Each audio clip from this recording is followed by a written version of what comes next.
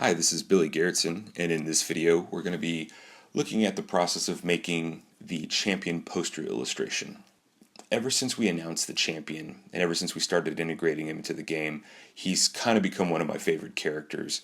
So the sketching process actually took me a lot longer than it normally does for these types of things because I really couldn't commit to any one real pose. There was a couple really cool, strong like angles, and they didn't all really capture the character of the champion that I wanted to portray. But I ended up going with one where he's kind of like stomping down with his hand outreached.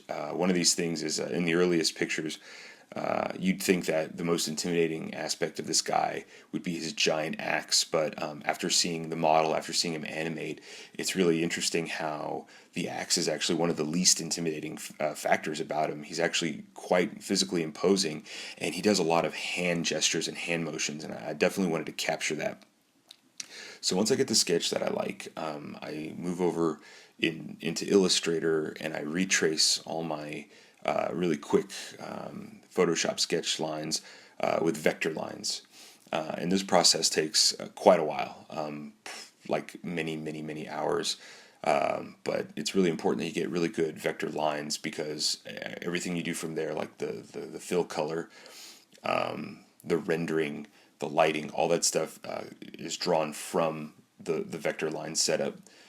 So once you get the line art done, it's actually not that time consuming to get colors blocked in and then to start getting some shadows.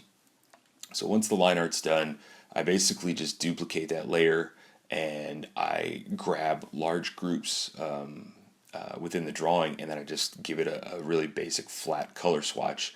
And most times I take an eyedropper tool and I'll take one of the concept pieces from like Dave Greco or Alison Theus as my starting point to grab just kind of like a starting swatch for like skin tone and armor, cloth, those types of things. And then, that way I can sort of work out the overall kind of color separation. Once the flats are done, I then duplicate that layer and then I give it all a solid color, and then I set that layer to a multiply blending mode. And what that does is it takes the entire picture and it just darkens it out. The really neat thing about working in a multiply blend layer is that anything that is white will not draw, and anything that is not white, so the closer to like black a color gets, it will draw. So you're basically creating a full body shadow, and then you're carving out the lightness from the shadow. This is a great way to get really dramatic lighting, but I find that lately in my illustrations, instead of keeping it really stark, like basically really heavy highlight and really dark shadow, and there's no midtone, I basically have turned this into my midtone process where I'll start off with really stark contrast, and then once I block out where my lighting is going to go, and which areas of the body get hit by light and which don't, that's when I can take that base color and then shift it back down to a lighter color so that instead of it being so stark, it feels a little bit more mid-tony. And then after I do that, that's when I add in my dark shadows, so like my pure blacks or anything that's closer to black.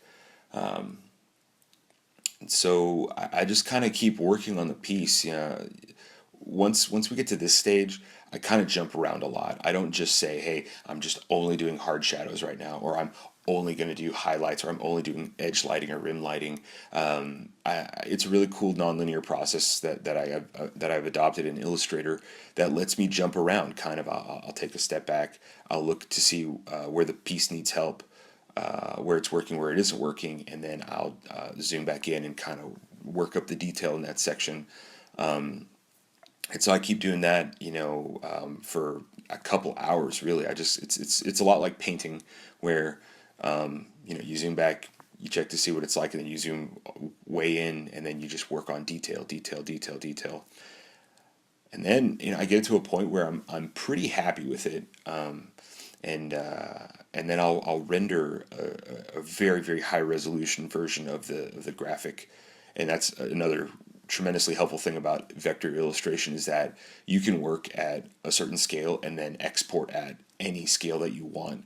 So I work at a pretty, manageable screen resolution, but then my final export is huge. And then I bring that back into Photoshop, and then I'll use a number of adjustment layers to continue to refine and tweak the color balance, the levels. And for anyone who doesn't know about the selective color adjustment layer, it is like my favorite secret weapon in Photoshop to get an okay looking image to look really, really, really interesting. Because you can isolate certain color ranges and only tweak them towards other color values, and you end up getting really interesting results. So I really like having interesting complements or color combinations that you actually wouldn't really expect from a fantasy illustration. So I play around in Photoshop for just a little bit, and then the piece is pretty much done at that point. I hope you like the final illustration. He's certainly my current favorite character in the game, and he was a lot of fun to work on. So thanks for watching the video. We'll see you next time.